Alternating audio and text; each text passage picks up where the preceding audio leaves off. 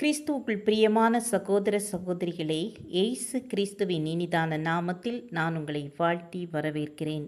இன்றைய தினம் நாம் தியானிக்க இருக்கிற வசனம் யோபு 9ஆம் அதிகாரம் 10ஆம் வசனம்.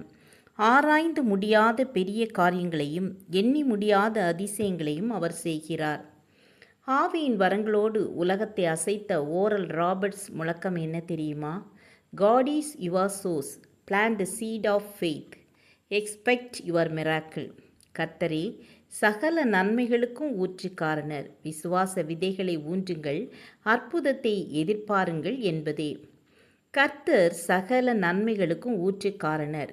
என் தேவன் தம்முடைய ஐஸ்வர்யத்தின்படி உங்கள் குறைவையெல்லாம் கிறிஸ்து இயேசுவுக்குள் மகிமையிலே நிறைவாக்குவார் என்று பிலிப்பியர் 4ஆம் அதிகாரம் 19ஆம் வசனத்தில் நாம் வாசிக்கிறோம்.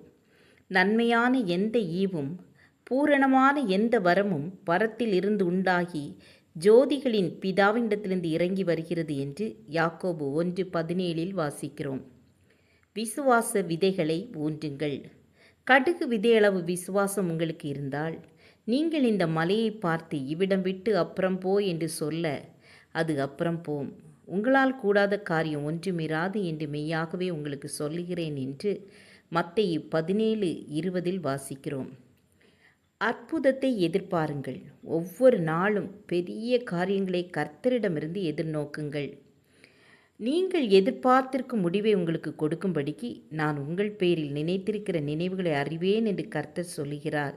அவைகள் தீமைக்கல்ல, சமாதானத்துக்கு ஏதான நினைவுகளே என்று எரேமியா 29:11 வாசிக்கிறோம்.